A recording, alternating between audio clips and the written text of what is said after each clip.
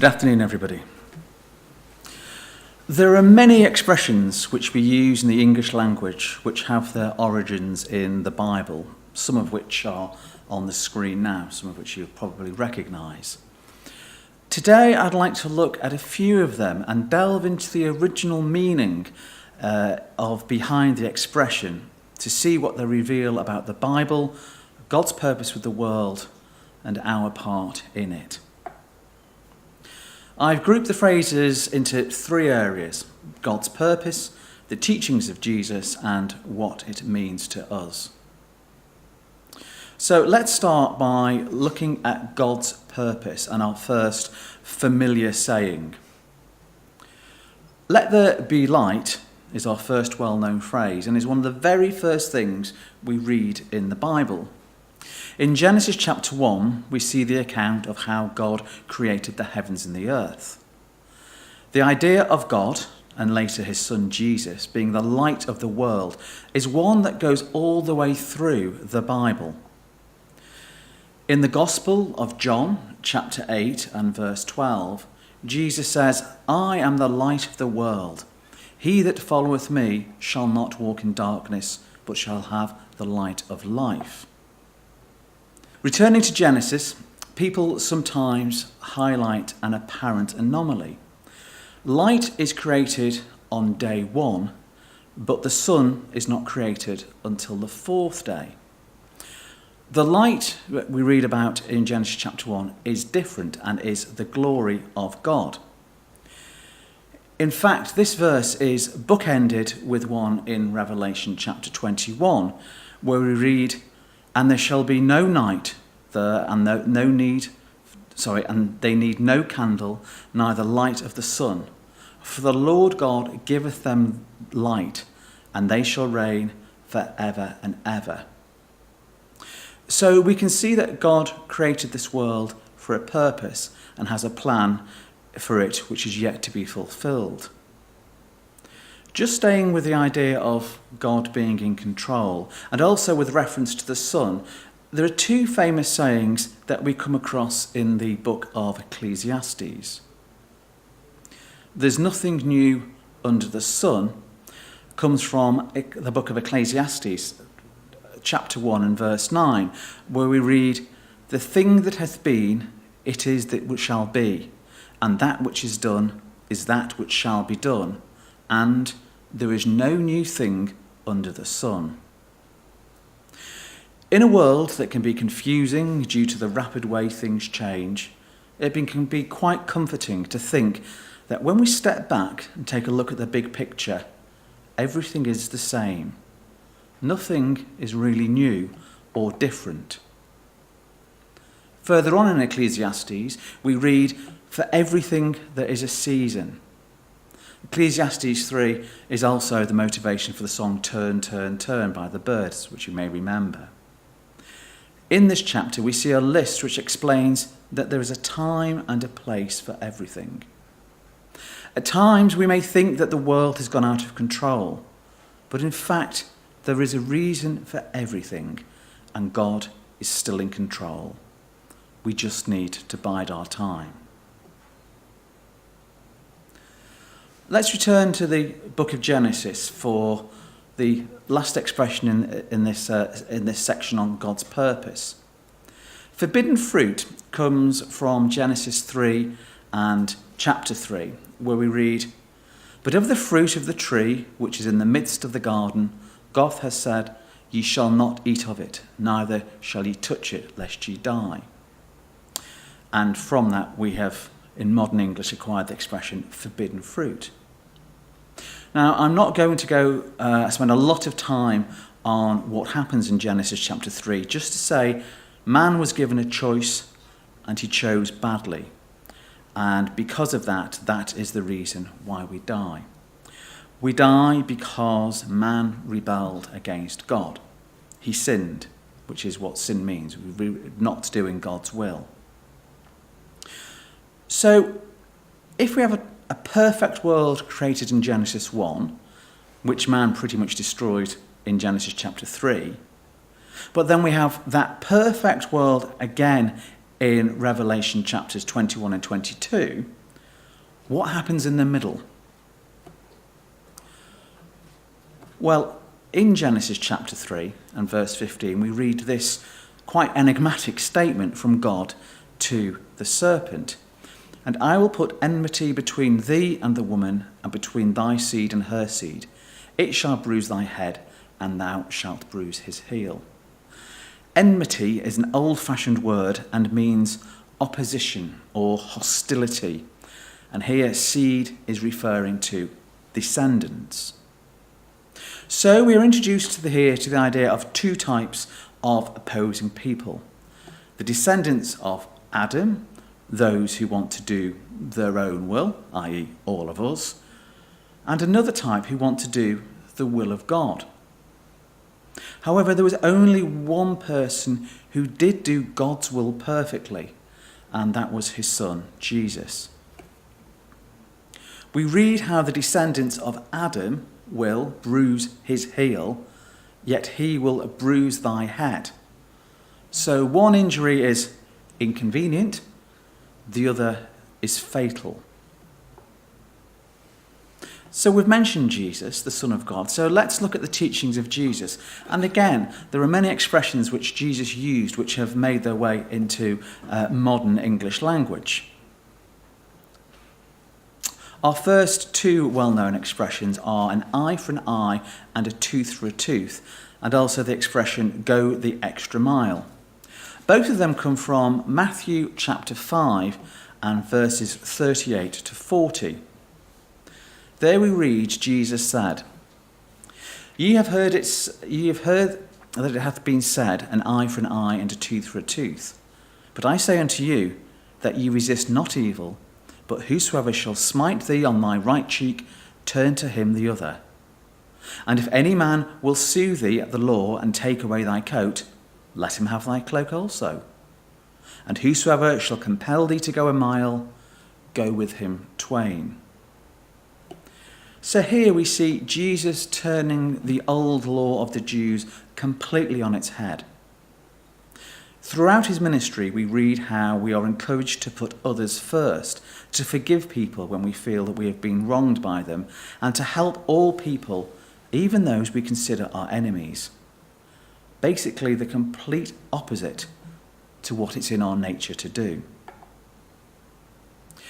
This idea was brought home in a very pointed manner to the Jewish people in a parable Jesus told about the Good Samaritan, which we read as our introductory reading from Luke chapter 10. In it, we saw how people who the Jews looked up to, for example, priests and Levites, ignored a man who was suffering. It was a person from a group who the Jews hated, a person from Samaria who helped him. Today we think of the Samaritans as being an organisation that helps people in need, or we refer to a Good Samaritan as being someone who helps others.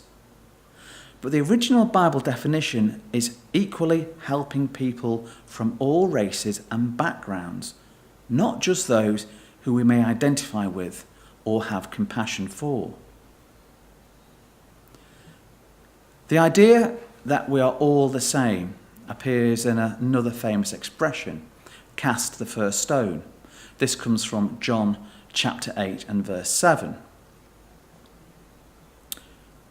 If we start reading from verse 3 to put it into context, we read, And the scribes and the Pharisees brought unto him a woman taken in adultery. And when they had set her in the midst, they said unto him, Master, this woman was taken in adultery in the very act. Now Moses in the law commanded us that such should be stoned. But what sayest thou? They said this, tempting him, that they might have to accuse him. But Jesus stooped down and with his finger wrote on the ground, as though he had heard them not. So when they continued asking him, he lifted up himself and said unto them, He that is without sin among you, let him cast the first stone at her. And again he stooped down and wrote on the ground. And they which heard it, being convicted by their own conscience, went out one by one, beginning at the eldest, even unto the last. And Jesus was left alone, and the woman standing in the midst. When Jesus had lifted up himself, and saw none but the woman, he said unto her, Woman, where are those of thine accusers? Hath no man condemned thee? She said, No man, Lord. And Jesus said unto her, Neither do I condemn thee. Go and sin no more. The fact is that we all sin. We all do things that displease God. But it is not up to us to judge each other. Only Jesus can do this. Unsurprisingly, the people found these instructions of Jesus very hard. And with them being the descendants of Adam, they were not happy with what Jesus was teaching and decided he needed to be got rid of. Which brings us to our final quote for this section on the teaching of Jesus. The Jewish leaders whipped the people up into a frenzy and had them call for the Roman authorities to have him killed. But the Roman governor over Judea, Pontius Pilate, was reluctant to do this. He decided to wash his hands of the matter. As we read there in Matthew chapter 7 and verse 24, we read, When Pilate saw that he could prevail nothing, but that rather a tumult was made, he took water and washed his hands before the multitude, saying, I am innocent of the blood of this just person. See ye to it. So Jesus was crucified. Thinking back to our Genesis quotation, it would appear that the seed of the serpent had executed a fatal blow. However, we know that we only die because we sin. And Jesus never sinned, and so couldn't remain dead. And we read in all the Gospels how he rose back to life and 40 days later ascended to heaven, where he currently is with his Father. So what does this all mean for us? Well, pulling all this together, we know that Jesus' death was temporary and that through his perfect life he can destroy death. And the Bible talks about a perfect future world which is yet to happen. To tie this all together, let's look at 3 final expressions from the Bible which are well known to many of us. People often refer to the second coming, and whilst this isn't an actual direct quotation, it comes from an idea expressed in Acts chapter 1. Acts chapter 1, reading from verse 9, And when Jesus had spoken these things, while they beheld, he was taken up, and a cloud received him out of their sight. And while they looked steadfastly toward heaven as he went up, behold, 2 men stood by them in white apparel, which also said, Ye men of Galilee, why stand ye gazing up into heaven? This same Jesus, which is taken up from you into heaven, shall come in like manner as ye have seen him go into heaven. Jesus is set to return to the earth, and we read in other places in the Bible that he will be the king of the kingdom, which we read about in the book of Revelation. But what has this to do with us, and when will it happen? One of Jesus' followers, Paul, coined the expression to fall from grace. This can be found in Galatians chapter 5, verse 4. Christ is become of no effect unto you. Whosoever of you are justified by the law, ye are fallen from grace. In other words, all of us have failed. All of us sin. But Jesus said that we can still be saved. Grace means gift. And it is God's gift that we may be saved from permanent death and be raised back to life just as Jesus was. In Mark chapter 16, from verse 15, we read, Go ye into all the world and preach the gospel to every creature. And he that believeth and is baptized shall be saved, but he that believeth not shall be damned. So if we try and follow Jesus' example of obedience to God, just as he did, then we have an opportunity to be in the wonderful kingdom when Jesus returns. As for when he will return, we don't know exactly. But in Matthew, Jesus talks about his disciples discerning the signs of the times. He also encourages us to watch. The Bible paints a picture of how the world will be just prior to his return. A world where people will not be interested in God or doing his word. A self-satisfied world that is proud of its achievements. A world that is decided on its own moral compass and lives according to that. Effectively, the world which we live in today. I always think it's funny that people who may have no belief or even believe in God at all will use these expressions that we have been looking at today. They have become so familiar, they have become part of the common vernacular.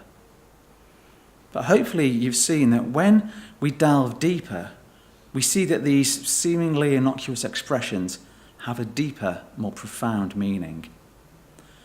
Whether we act on them is up to us.